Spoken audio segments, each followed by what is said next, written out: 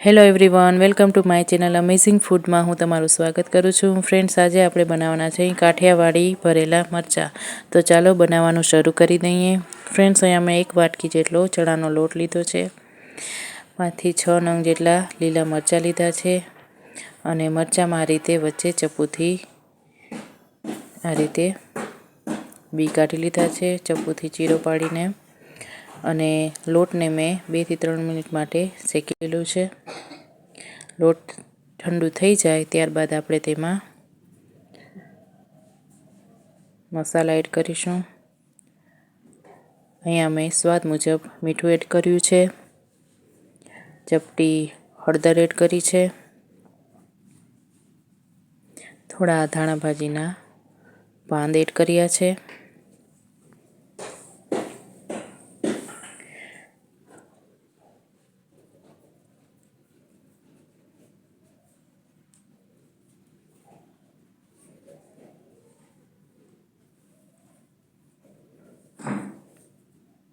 ત્યારબાદ હવે આપણે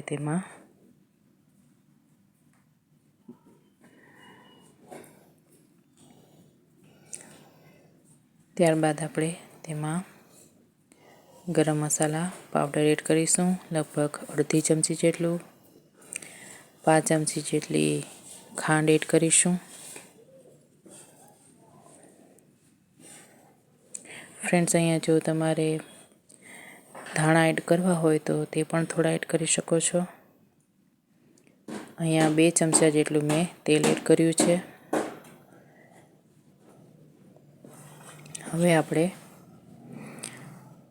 ચમચા વડે એકદમ સરસ મિક્સ કરી લઈશું. ફ્રેન્ડ્સ, આ રીતે મેં મસાલાને એકદમ સરસ રીતે મિક્સ કરી લીધું છે.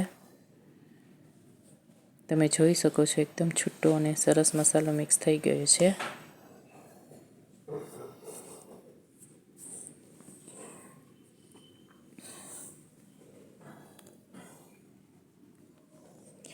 હવે આપણે તેમાં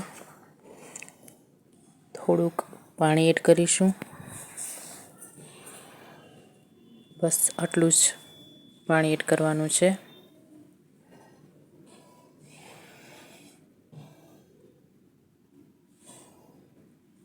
એકદમ સરસ મિક્સ કરી લેવાનું છે.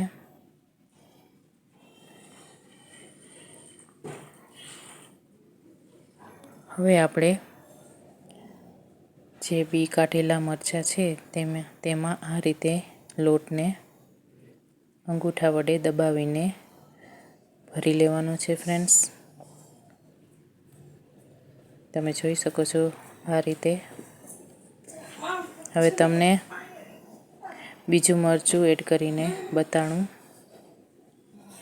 જો આ રીતે ફ્રેન્ડ્સ, આ રીતે તમે મરચાં એડ કરવાના છે.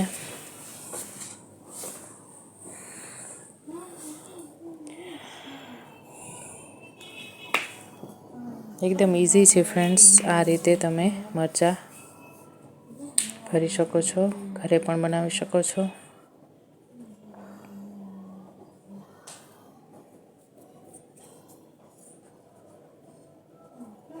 તો ફ્રેન્ડ્સ, આ રીતે જ મેં બધા મરચાં ભરીને તૈયાર કર્યા છે.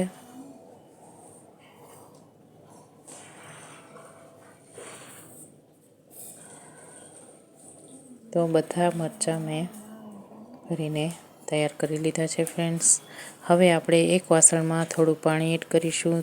તેના પર કાણાવાળું વાસણ મૂકીશું. ત્યારબાદ તેમાં મરચાં આ રીતે મૂકી દઈશું અને તેને ઢાંકી દઈશું.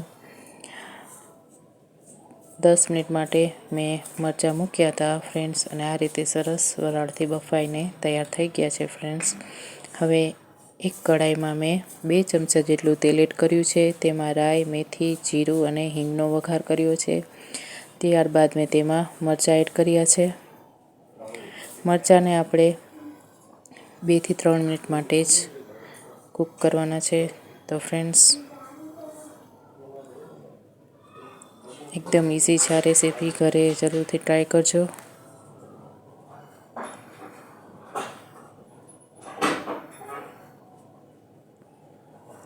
તો તૈયાર છે કાઠિયાવાડી મરચાં, કાઠિયાવાડી ભરેલા મરચાં તૈયાર છે ફ્રેન્ડ્સ. જો તમને મારી આ રેસીપી ગમી હોય તો પ્લીઝ લાઇક, શેર અને સબસ્ક્રાઈબ કરજો. ફરી મળીશું નવી રેસીપી સાથે. ત્યાર સુધી રજા આપજો. આવજો. Thanks for watching.